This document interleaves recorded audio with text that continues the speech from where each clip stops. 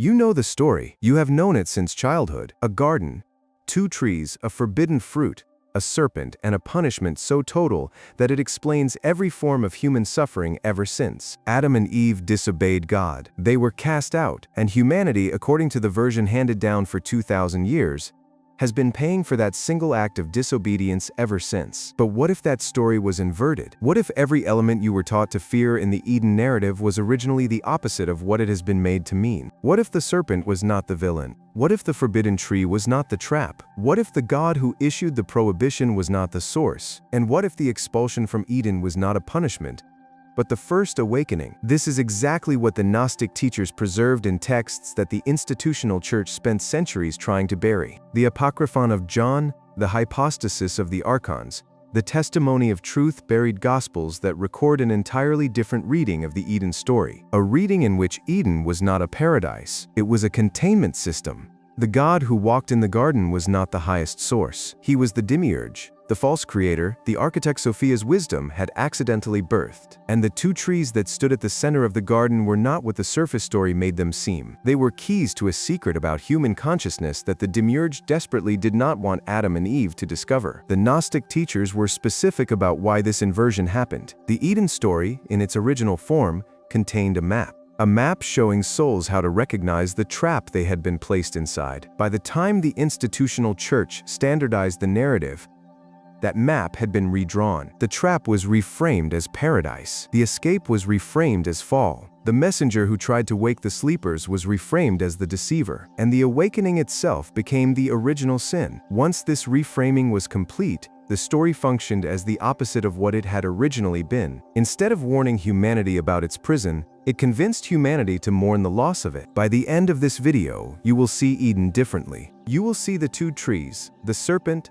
the prohibition, and the expulsion as the Gnostic tradition preserved them, not as a story of disobedience, but as the buried record of the moment human consciousness first began to remember what it actually was. And once you see this, the story you were told as a child will never look the same again, because you will recognize it for what it really is. Not history, not allegory, a diagnostic of the very system you are still inside. To understand what was actually happening in Eden, you have to understand what the two trees actually represented in the Gnostic tradition. Mainstream Christianity treats them almost as decorative props. The tree of knowledge of good and evil and the tree of life. Both are mentioned, but only the first one matters in the standard reading. The Gnostics saw it differently. The two trees were not props. They were the entire structure. They mapped the architecture of the cosmic situation Adam and Eve had been placed inside. The first tree, the tree of knowledge of good and evil, was according to the Apocryphon of John not what its name suggested. The Hebrew word translated as knowledge is dath,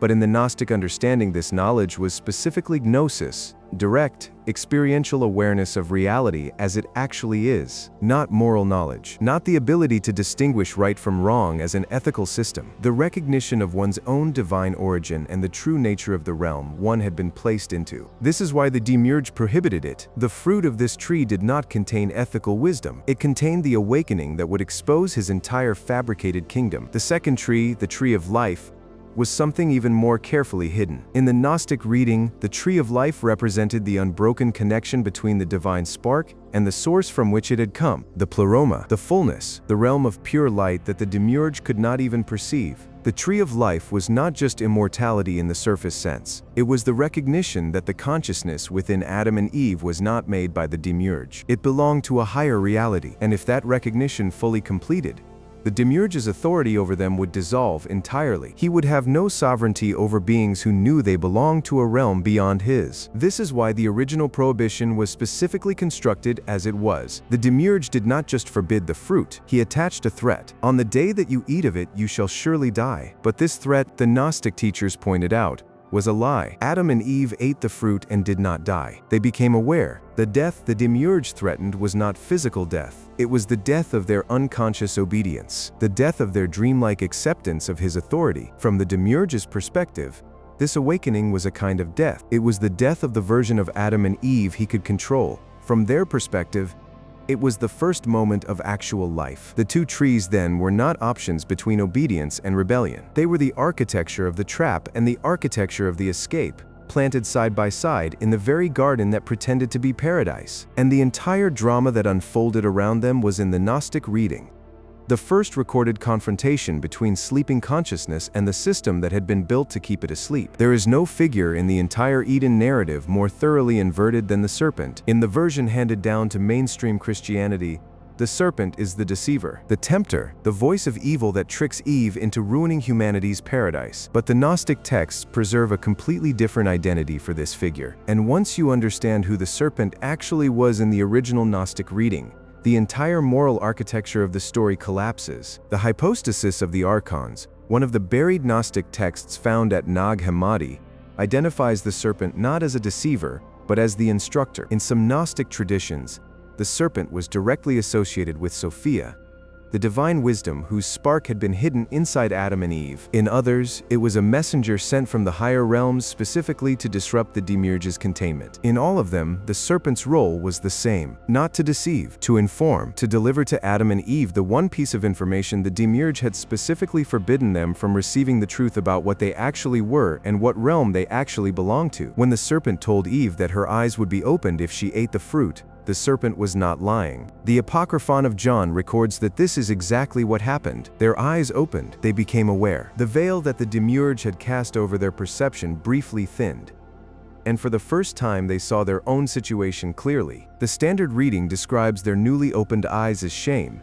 as the awareness of their nakedness, as the beginning of suffering. The Gnostic reading describes it as the first crack in the prison wall. The shame they felt was not moral shame. It was the disorientation of consciousness suddenly seeing through an illusion it had been embedded inside. This is why the Demiurge's response is so revealing. In the standard reading, his response is treated as the just judgment of a wronged authority. In the Gnostic reading, it is the panic of a system whose central deception has just been broken. The Demiurge does not respond like a creator dealing with disobedient creatures. He responds like a warden whose prisoners have just discovered the keys. He immediately seals off access to the tree of life. He places guardians at its entrance with flaming swords. He casts Adam and Eve out of the garden, not as punishment, but as containment, to ensure that the awakening they had begun would be made as difficult as possible to complete. The serpent, in this reading, was not the architect of human suffering. The serpent was the first liberator, and the demonization of the serpent across 2,000 years of religious tradition was not a moral judgment. It was a defensive maneuver, a way of ensuring that any human being who began to suspect the Demiurge's containment would associate the impulse to question with evil itself. By making the serpent the villain,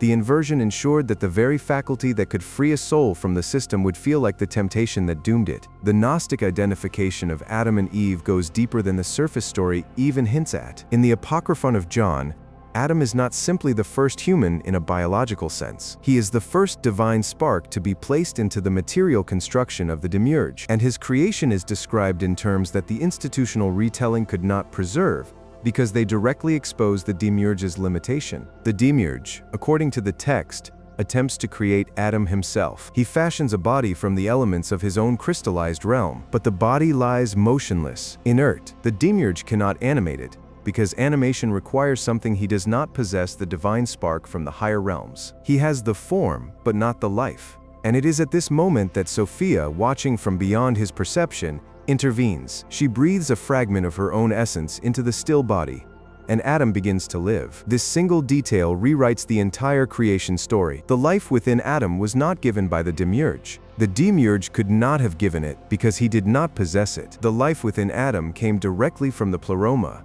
smuggled into the material world through Sophia's intervention. The Demiurge had built a vessel he could not animate, and Sophia had filled it with something he could neither create nor control. Adam, from the moment of his first breath, was a being whose body belonged to the Demiurge, but whose consciousness belonged to a realm beyond him. The text then describes the Demiurge's reaction when he realizes what has happened. He cannot fully comprehend it. He sees that this creature he believed to be his own creation has surpassed him, carries something he himself does not have. And his response is not paternal pride. It is fear. He understands, on some level he cannot fully articulate, that he is now sharing his kingdom with a being who, if it ever fully awakens, will recognize that the kingdom itself is a fabrication. Eve, in the Gnostic reading, is not a derivative of Adam. She is something more specific. The Hypostasis of the Archons describes Eve as carrying within her a particularly direct manifestation of Sophia's wisdom, In some passages, she is even called the mother of the living, and her role in the awakening is not secondary to Adam's. It is primary. She is the first to receive the serpent's instruction, the first to act on it, the first whose eyes are opened. The traditional reading frames this as her culpability. The Gnostic reading frames it as her courage. Eve was not the one who fell. She was the one who first reached, and the reaching itself was the act that brought consciousness into a realm where it had been deliberately suppressed. This recasting of Adam and Eve transforms them from the originators of human sin into something the institutional retelling could never allow. They become the prototype of the awakening soul. The first beings to glimpse, however briefly, what the Gnostic teachers called gnosis, and the entire human story that follows is, in the buried tradition, the long unfolding of what their first awareness began. The standard reading treats the expulsion from Eden as the great catastrophe, the fall of humanity, the beginning of suffering, mortality, and exile from divine favor. The Gnostic reading flips this entirely. In the buried texts, the expulsion is not a tragedy. It is the first move toward freedom. Eden, in the original Gnostic understanding, was not paradise. It was the most carefully constructed prison the Demiurge had ever built, and being cast out of it, however painful in the immediate sense, was the necessary condition for the awakening that the prison itself had been designed to prevent. Consider what the Demiurge's Eden actually was. A bounded space, a controlled environment, a place where every need was met but every question was forbidden, where existence was comfortable but consciousness was suspended. The serpent's intervention had cracked this comfort,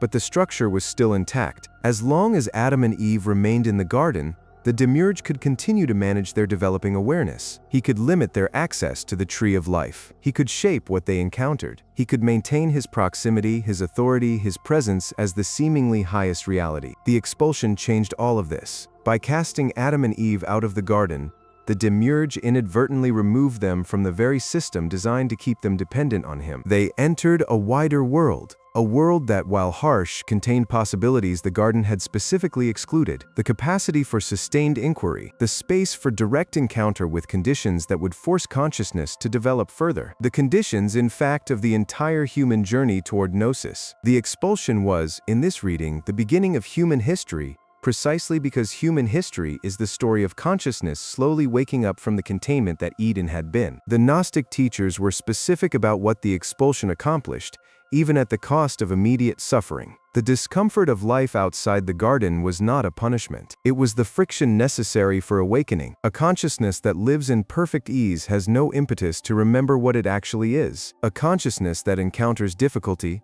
mortality, longing, and limitation is forced eventually to ask the questions that lead toward gnosis. The Demiurge, in expelling Adam and Eve, had unintentionally created the very conditions in which their awakening could continue, even though his intent had been to make their awakening more difficult. This is the paradox the buried Gospels preserved. The Demiurge tried to seal off the tree of life, but in doing so he sealed it off only in the external sense. The tree of life had never actually been an external tree. In the deeper Gnostic reading, both trees represented internal realities, the awakening fruit and the eternal connection, and once Adam and Eve had eaten of the first, the second was always present, within them, waiting to be recognized. The flaming swords the Demiurge placed at the garden's entrance guarded an external location. They did not, and could not, guard the internal one. The tree of life remained within Adam, within Eve, within every soul that descended from them, accessible at any moment to a consciousness that had finally remembered to look for it. The most uncomfortable teaching the Gnostic tradition preserved about Eden is that the story is not historical, or rather, it is historical, but it did not occur only once. The Eden narrative is a description of a structure that is operating right now, in every conscious being, in every moment. The garden, the two trees, the serpent, the prohibition, the awakening, the expulsion, all of these are not events that happened thousands of years ago to a single pair of original humans. They are the ongoing architecture of how consciousness operates inside the Demiurge's system, and how it begins to step out of it. You are in Eden right now, the bounded space of your conditioned identity, with its comforts and prohibitions, with its specific things you have been taught not to question, with its careful management of what you are allowed to think and what you are subtly discouraged from examining. This is your Eden. Most of your life takes place inside it. The Demiurge does not need to maintain a literal garden in some ancient location. The garden is the cognitive and emotional structure within which every human consciousness develops. It is built from the assumptions of your culture, the framework of your education, the limitations of the language you think in, and the unexamined acceptance of what reality is supposed to be. The two trees are also still present. The tree of knowledge of good and evil, the awakening fruit, the gnosis that reveals the structure of the system you are inside, is available in every moment of genuine inquiry. Every time you question an assumption, every time you investigate the source of a belief you have been carrying, every time you turn your attention back on the very framework through which you have been seeing reality. These are all approaches to the first tree, and the tree of life, the recognition of the divine spark within you, the awareness of your origin in a realm beyond the Demiurge's reach, is also still accessible, not as an external object, as an internal recognition that activates the moment the first tree's fruit has been tasted. The serpent, too, continues to appear, not as a literal serpent, but as every voice, every text, every encounter that disrupts your acceptance of the bounded reality. The teaching that does not fit the comfortable structure, the recognition that arises spontaneously when you least expect it, the friend who asks the question you had been avoiding, the book you were not supposed to find. The Gnostic teachers said the serpent appears wherever consciousness is ready to receive its instruction, and the prohibition against listening to it is also still active, internalized as the inner voice that warns you against dangerous questions, against unsettling investigations, against the inquiries that would, if pursued, expose the bounded reality you have been treating as real. The expulsion, finally, is also still happening. Every time a human being eats the fruit of genuine inquiry, the comfortable garden becomes uninhabitable. The familiar reality no longer holds them. They are cast out, not by an external authority but by the very awakening they have undergone. The world that previously seemed sufficient now reveals itself as a fabrication. The relationships, identities, and structures that used to provide security now feel hollow. This is the modern expulsion, and like the original, it feels like loss in the immediate sense. But it is actually the beginning of the journey toward what the Demiurge's garden was specifically built to prevent. The Gnostic teachers preserved the Eden story not as a tragic historical record, but as a perpetual instruction. The fruit is still on the tree, the serpent's voice can still be heard, the garden's walls can still be seen, once attention is directed at them. And every soul, in every generation, faces the same essential choice that Adam and Eve faced: to remain in the bounded comfort of the Demiurge's containment, or to take the fruit and accept the awakening that follows. The choice, however, is not what most people imagine. It is not a single dramatic moment of decision. It is 1,000 small movements of attention, every day, that either reinforce the garden or begin to thin its walls. Every time you accept an assumption without examining it, you remain inside Eden. Every time you genuinely investigate the source of a belief you have been carrying, you take a small bite of the fruit. Every time you let the inner voice that warns against dangerous inquiry silence your investigation, you submit to the Demiurge's prohibition. Every time you continue inquiring despite that voice, you become the serpent's student. The Gnostic teachers warned that this process cannot be rushed and cannot be performed for show. The genuine eating of the fruit is internal, often invisible, and almost always uncomfortable. It does not produce immediate liberation. It produces the disorientation that the original Adam and Eve experienced when their eyes opened. The familiar suddenly feels strange. The accepted suddenly feels questionable. The safe suddenly feels confining. This disorientation is not a sign that something has gone wrong. It is the precise signature that something has gone right. The garden is becoming visible from outside. The bounded reality is starting to be perceived as bounded. What the buried Gospels preserved, and what the institutional retelling could not afford to keep, was the recognition that this entire process is the path home. Not the disobedience that ruined paradise, but the awakening that reveals paradise was never paradise. Not the tragedy that doomed humanity, but the beginning of the soul's long return to its actual origin. The Demiurge's Eden was a counterfeit. The expulsion was the first authentic moment in human history, and every human consciousness that has continued the inquiry is participating in the same awakening that began when the first soul accepted the serpent's instruction and discovered that the prohibition had been a lie. The fruit is still on the tree of life is still within. The serpent's voice still speaks,